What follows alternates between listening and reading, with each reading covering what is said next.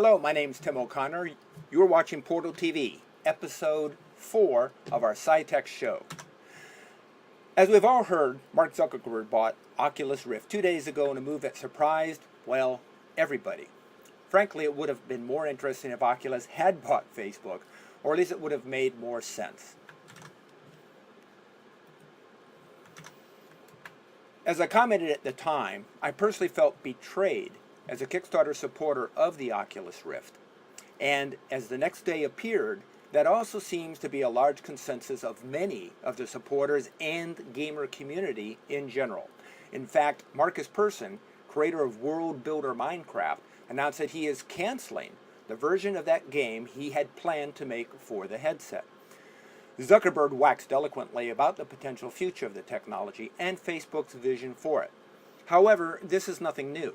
It is the same montage the VR community itself has dreamed of for the last 2 decades.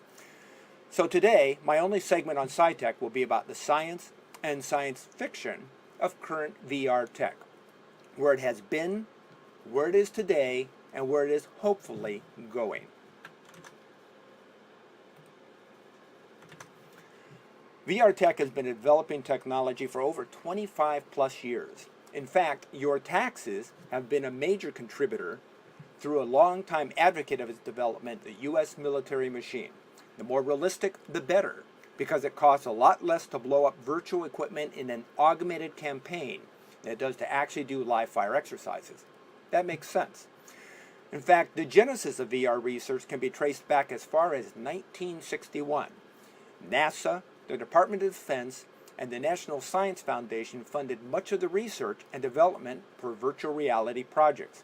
Even the CIA contributed $80,000 in research money back then. However, there has always been 2 problems with VR tech. The first has been the quality of the optics, and the second has been the eye autofocus brain dilemma.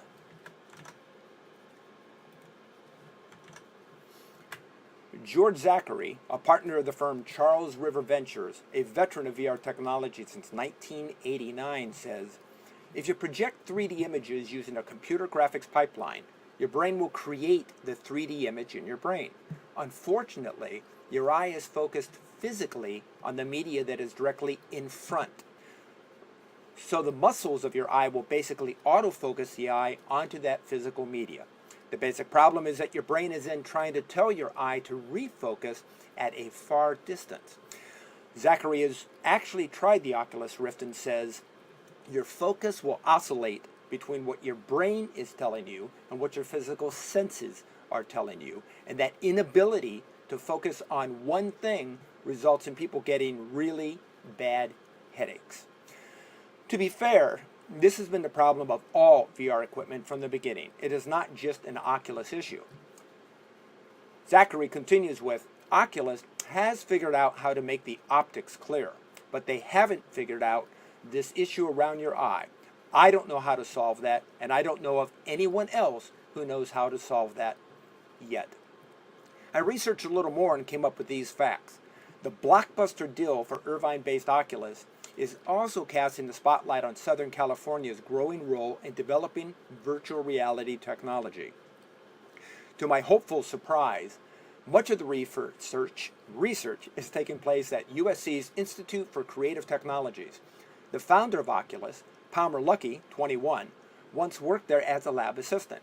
The Playa Vista Institute has attracted several top VR researchers, including Mark Bullis, who advised Luckey in the early days of Oculus. Mark Bullis is director of the Mixed Reality Lab, a joint effort between the Institute and USC School of Cinematic Arts, which trains art and engineering students in virtual reality design. Mark says, we've got a nexus of people here that have been working in the field for over 20 years. Now that sounds promising. To be fair, Oculus is way ahead of any competitive system at the consumer level. Jaron Lanier, who has been in the VR industry since the 1980s, and actually coined the term virtual reality in 1987, says the real breakthrough isn't in technology, but in pricing. Jaron says the difference is not what is possible now, it is what is possible at a price that might be manageable. Truly, Oculus has given the virtual reality industry the kickstart it has needed for years. Whether Facebook is the answer to a good partnership between the two is yet to be seen.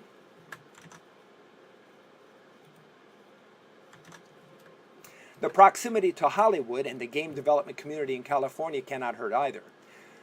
Lanier cautions, however, we shouldn't mistake an investment for a win, because the only win that happens is out in the marketplace.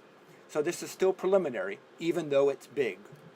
Finally, last thought, the other story here is what the acquisition might mean for Kickstarter, which is where Oculus Rift got its original funding and dedicated fan base. Kickstarter is supposed to be about hip indie projects that the man won't fund. So if they are eventually sold to the man after all, might that not leave a sour taste and perhaps even exert a chilling effect on future projects? With this deal, could Kickstarter have lost its anti-corporate innocence? To Kickstarter's credit, it has always said that all the projects are no strings attached, meaning the money is yours. Nobody has claimed to any special value to current or future financial gain because of any success of said project. It is simply something you liked and thought enough of to contribute to its birthing. That can never be taken from the contributors. I, for one, think that disclaimer is a very good thing concerning Kickstarter. As for the future, only time will tell if the acquisition of Oculus by Facebook is a good thing or a bad one. After all, their shares did fall 7% on news of the unlikely buyout. Personally, I will remain skeptically hopeful. Well, folks, I hope you enjoyed that fourth episode of SyTech. We're now going to go into gaming. Give me a moment while we switch to intermission and I switch everything over for us. And we're going to